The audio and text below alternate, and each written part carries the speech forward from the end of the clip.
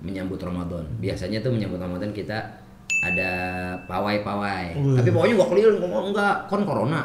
Jadi di lingkungan kita doang. Jadi kita mengingatkan bahwa ke tetangga kita, ke saudara kita, ayo ini besok malam udah tarawih nih kita nih.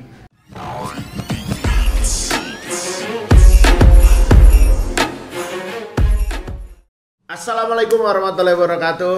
Halo teman-teman ngaji, apa kabar? Sudah lama saya dan Pak Ustadz tidak mengupload video ya. Sebenarnya kita ada stok video ya Pak Ustadz ya. Cuma nanti kayaknya ditayangin di bulan Ramadan aja ya. Khusus ya? Khusus. Semoga ada stoknya lagi nanti.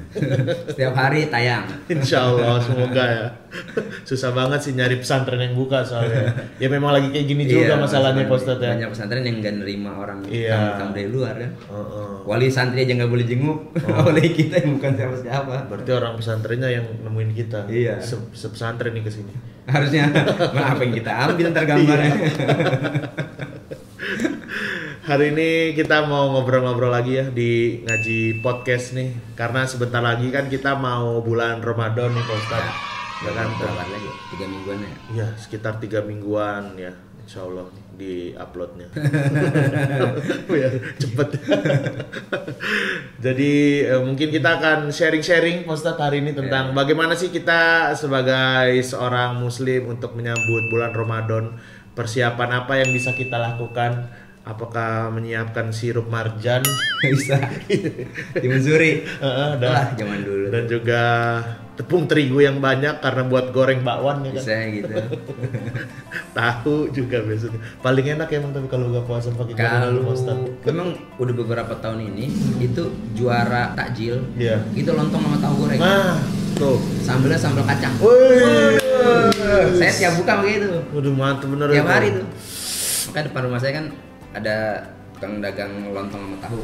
Itu dia baru buka setengah jam udah habis. Udah habis, sudah pasti kalau bulan puasa gitu mah ngantri pasti. Benar, dan dia masak lontong tuh sehari bisa 300 biji. Mantap. Gorengan tuh banyak. Tapi habis setengah jam langsung burs. Ya apa kalau Ramadan mah apa juga kita jual sebenarnya laku. Betul. Nah ya. Ini sebenarnya tergantung pendekatannya Bang sih. Nih saya kasih udah nih. Apa? Jadi begini ya. Orang Islam kalau dia datang Ramadan dia bener nih memperbaiki nilai ibadahnya, memperbaiki kegiatan ibadahnya. Yang tadinya malas-malasan jadi dia rajin. Nah, tapi ada segelintir orang yang ketika Ramadan dia ibadahnya tetap berjalan tapi dia mengambil peluang.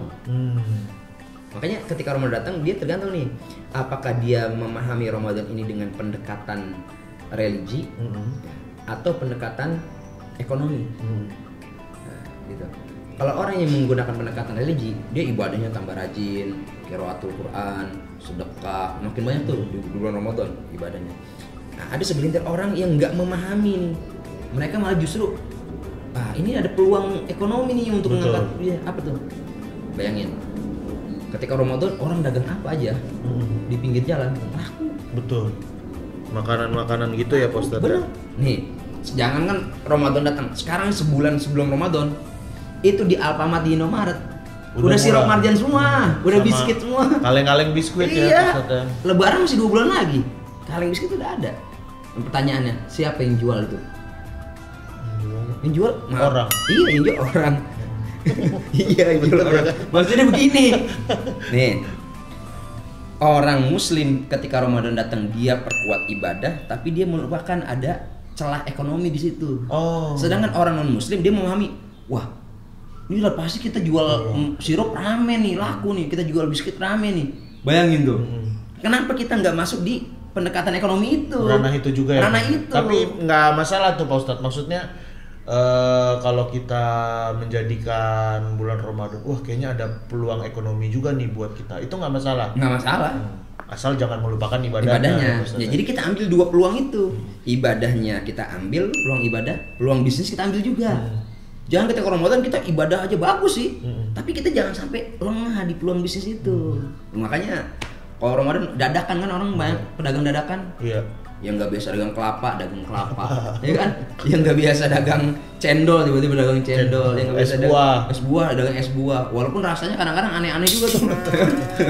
Pas nyampe rumah kita, es buahnya kurang nih. Jadi kita nambahin susu lagi. Tahu gitu mending buat sendiri. Makanya murahan, lebih murah.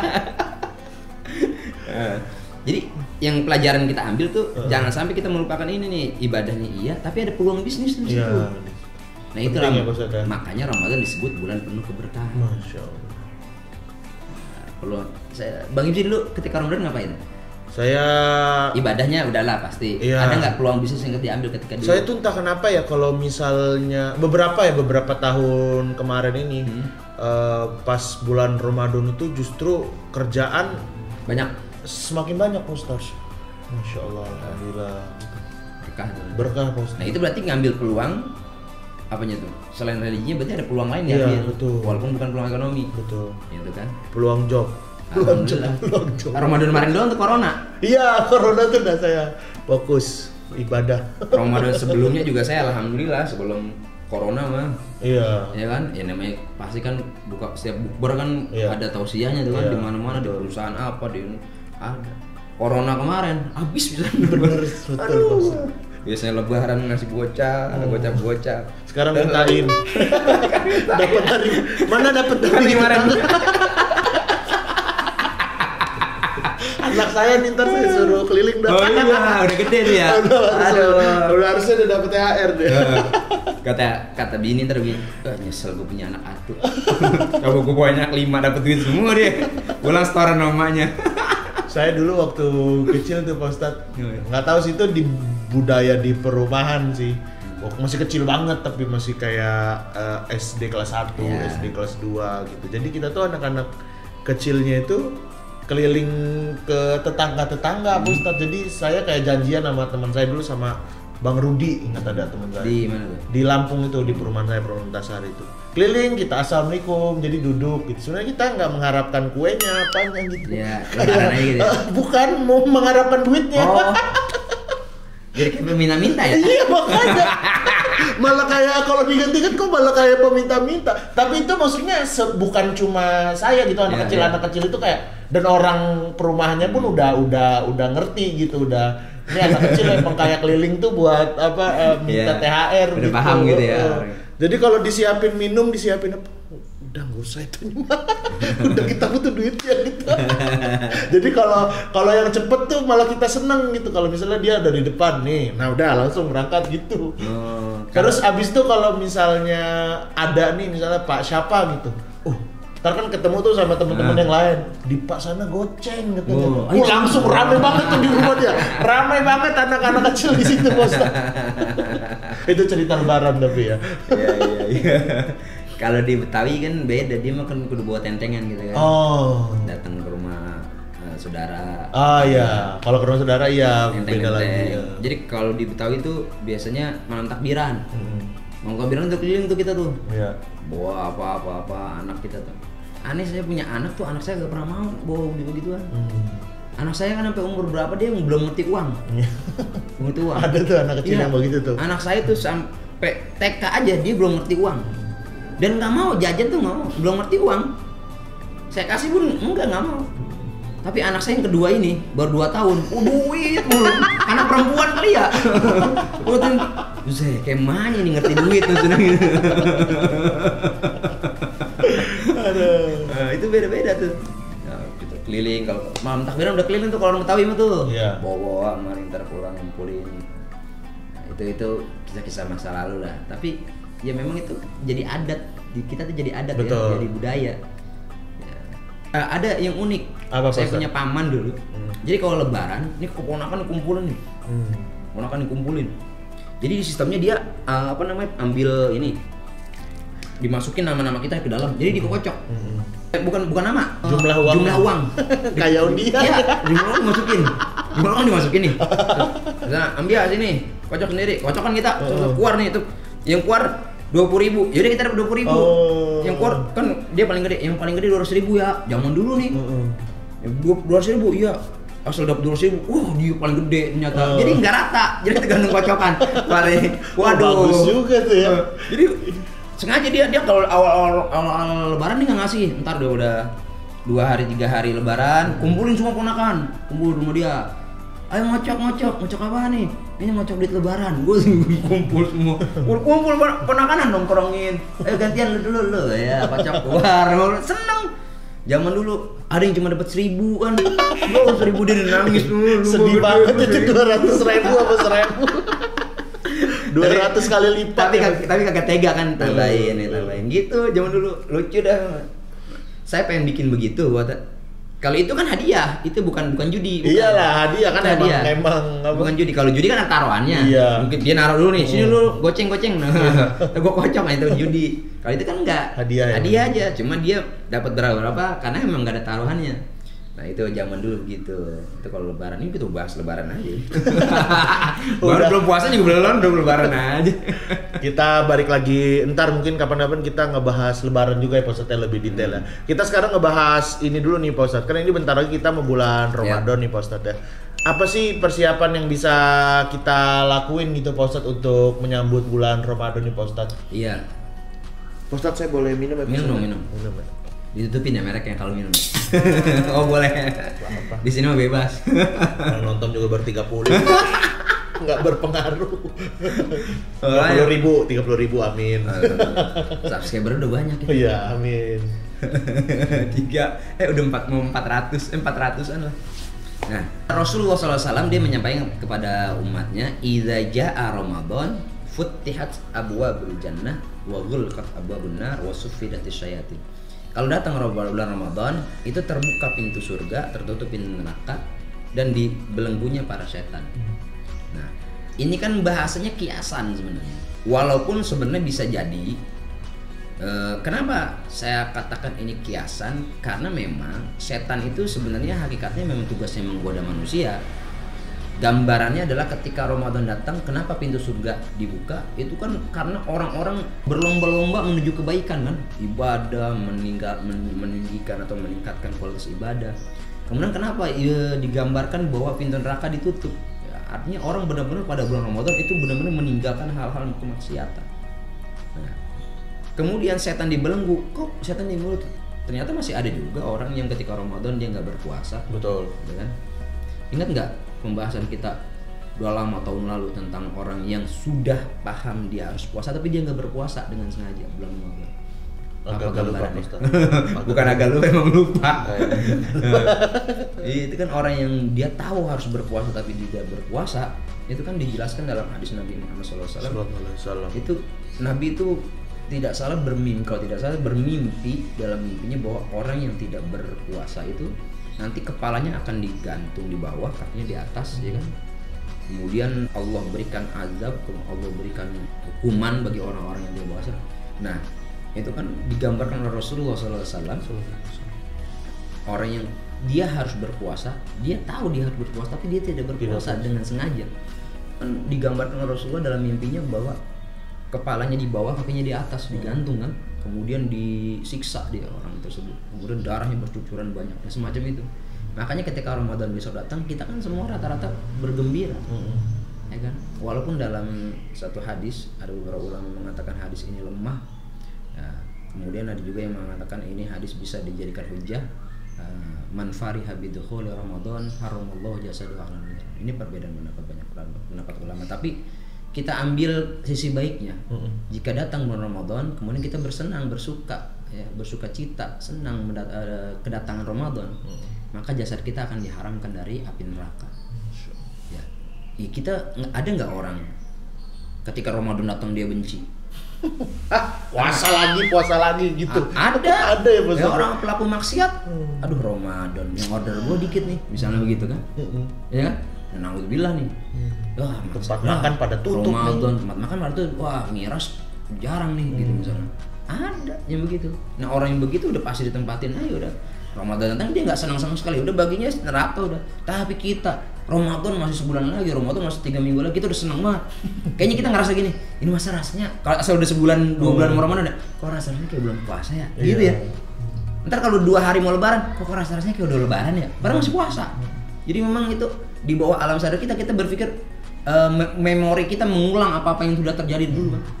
Jadi kayak gini. Kalau saya dulu Ramadan Bang Ibsi. Iya. Itu kalau Ramadan saya ngangon kambing, ngangon kebo.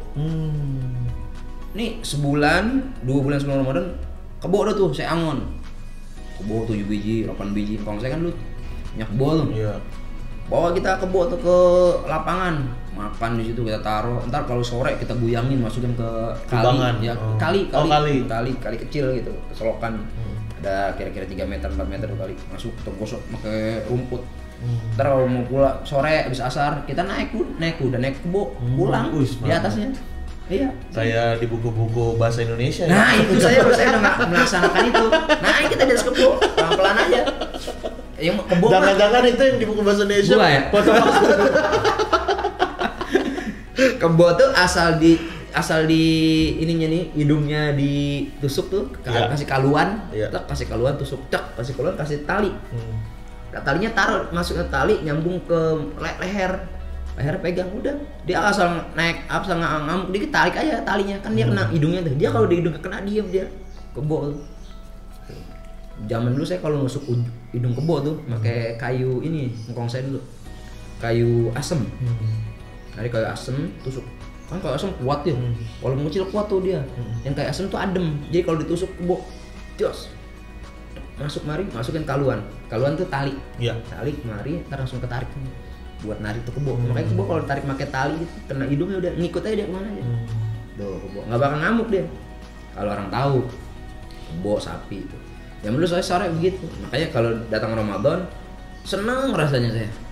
Ya Allah, berarti kita ngangon kebo nih. Jadi emang 2 bulan sebelum Ramadan itu ngangon kebo tuh.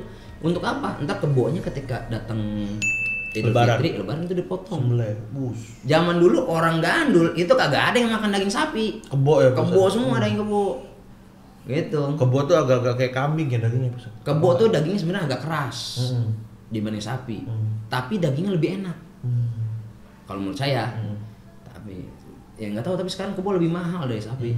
Udah jarang juga orang makan kebo ya. Iya, daging kebo.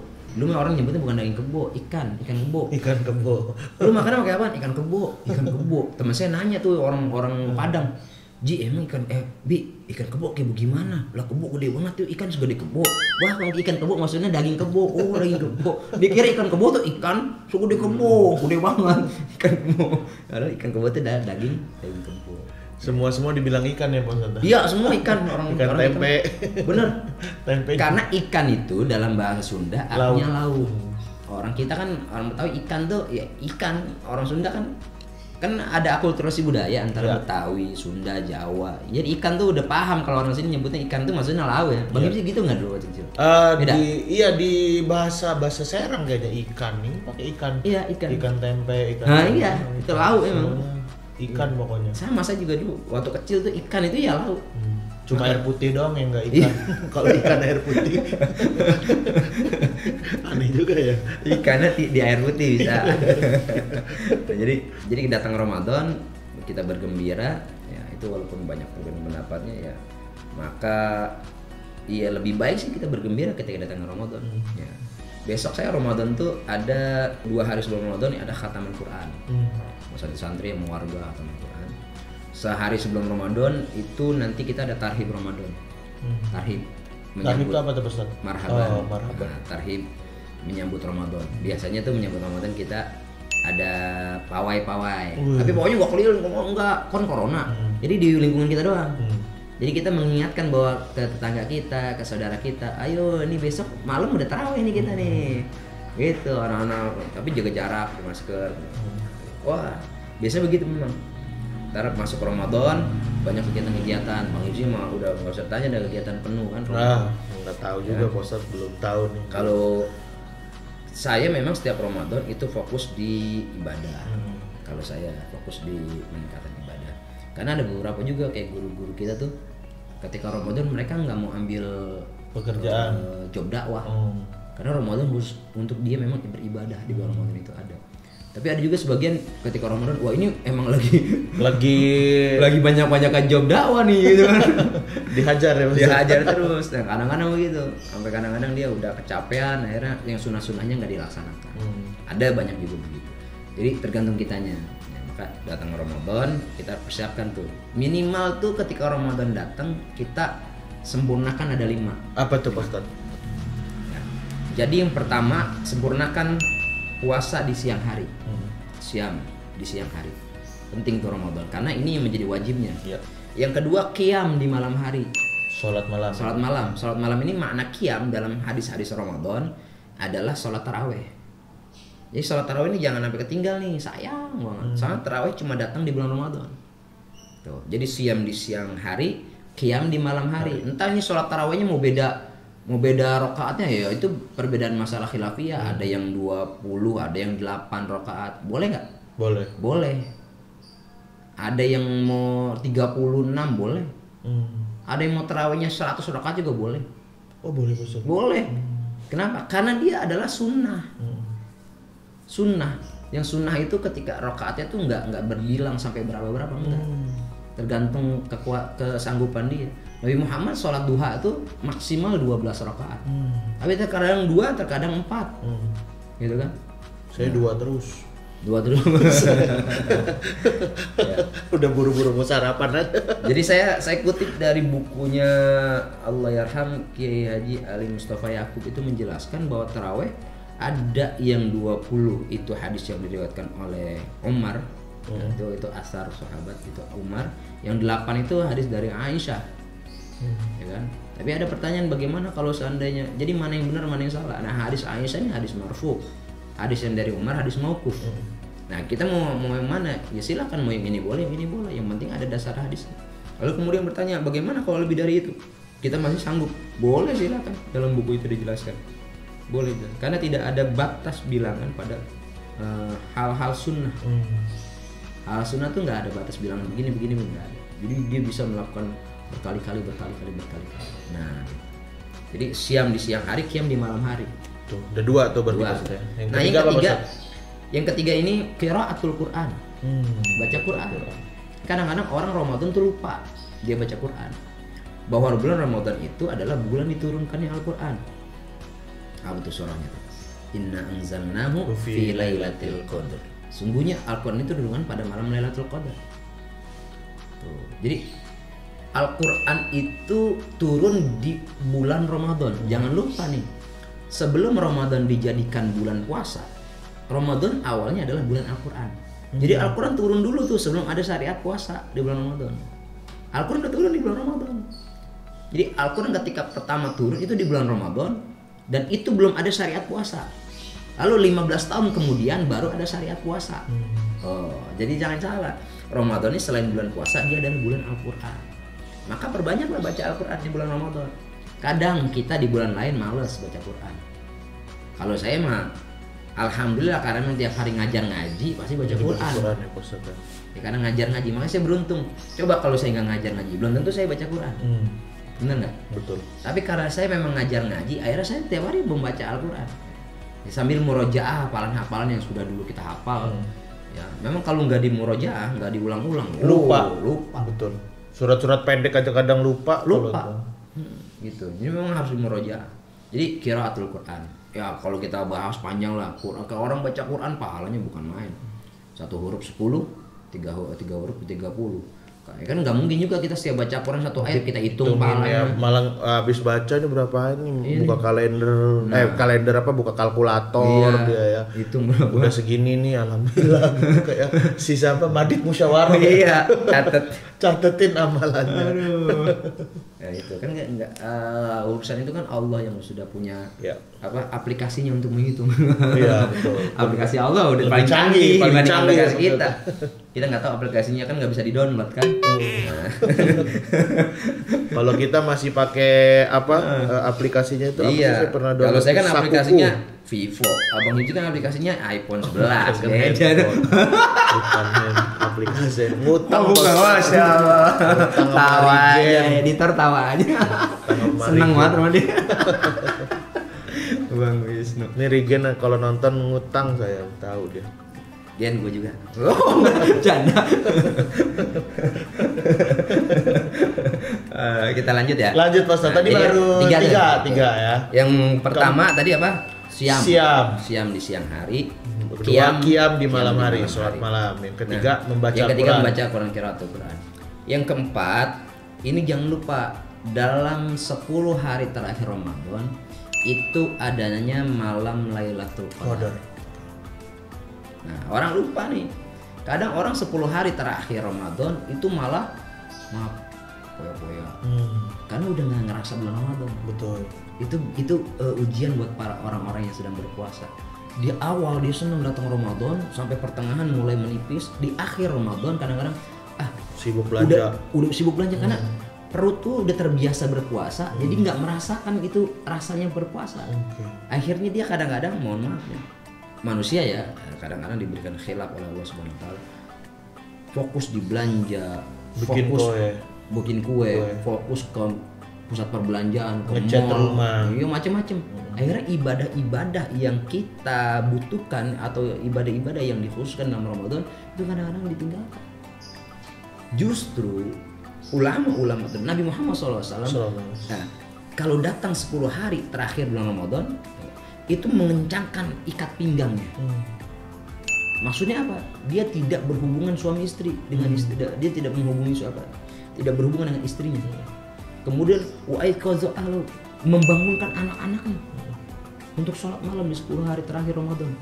Kalau kita nggak di sini, bikin nastar, bangunin juga bulan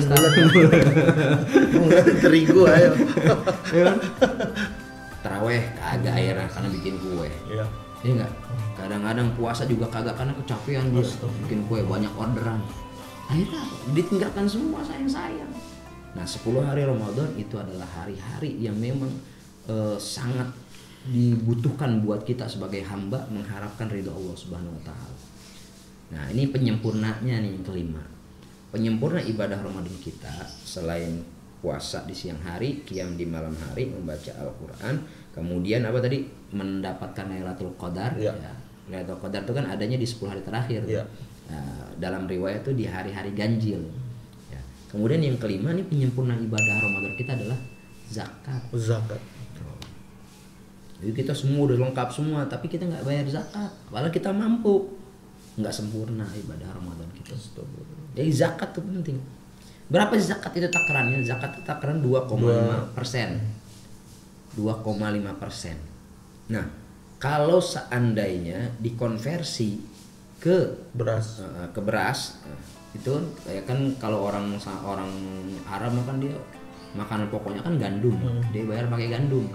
Makanan pokok kita kan beras, maka kita bayar pakai beras. Berapa berasnya? 2,5 kilo. 2,5 kilo. Kalau seandainya hitungan liter, berarti 2,5 kilo itu berapa liter? Berapa liter 2,5 kilo? 3,5 liter. 3 liter setengah. 3 liter setengah.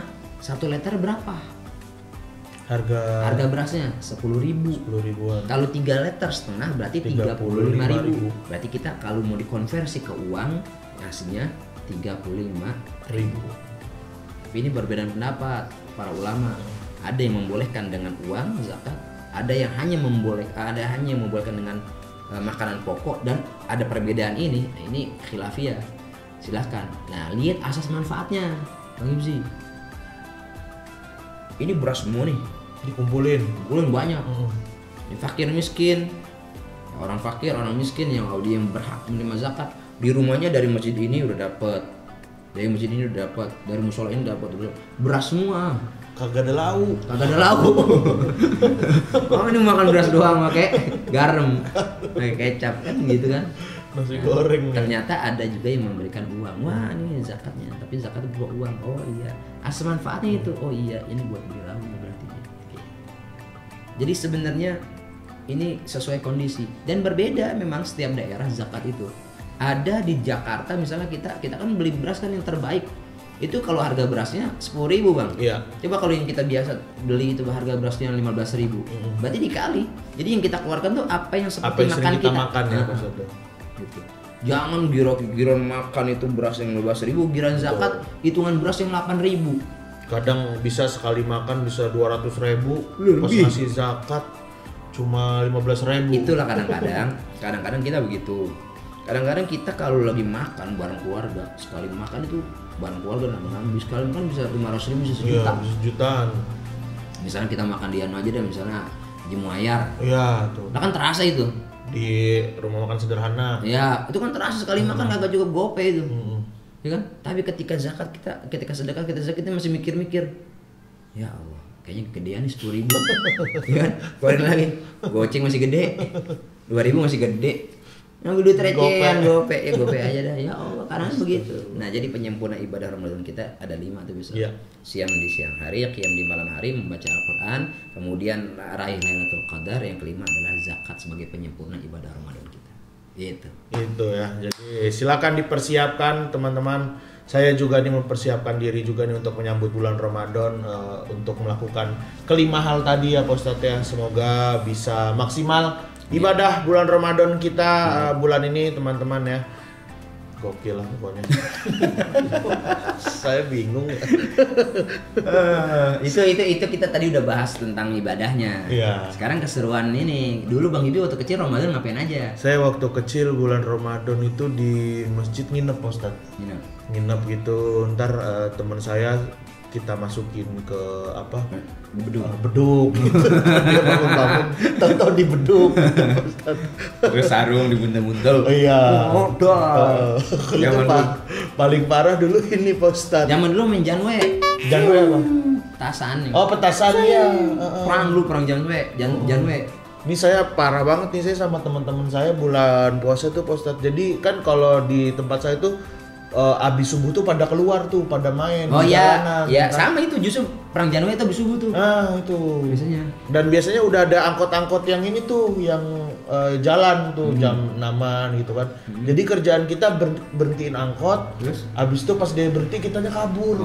Astagfirullahaladzim. Zolim itu. Padahal yang berhentiin satu nih. Yang lainnya sembunyi, ntar dia kabur semuanya gitu. Jadi dikejar-kejar sama angkotnya. Jadi prank udah ada zaman dulu. Dikejar-kejar angkotnya gitu sama angkotnya gitu kan. Dianya malah nggak narik tuh, malah ngejar. Mobil ditinggal. Astagfirullah, itu parah banget tuh waktu zaman saya kecil Ustaz. Paling kayak di masjid itu parah juga di masjid tuh. Dulu ada main bola pakai kertas gitu kan Pak Ustaz. Ya. Yang dilipat gitu, nggak tahu deh zaman Pak Ustaz ada nggak? Dibuntel-buntel. Bukan itu. Jadi dari kertas, dari sampul buku gitu Pak Ustaz. Kita gunting, habis itu ntar ada bola kecilnya gitu, tek gitu, yang gitu-gitu tuh. Nah itu mainnya di masjid, karena karpet masjid kan hijau tuh, kayak lapangan. Jadi dia kena angin jadi saya belum begini nih gitu. Terus. Enggak gitu, kalau saya mah itu emang ada gaya pemainnya gitu, dia kayak ngebentuk gini, ntar kalau di tek gitu, ntar kan gini kayak pemain bola gitu, kita main 11 gitu. Kata saya itu. Pas bulan Ramadan tuh main.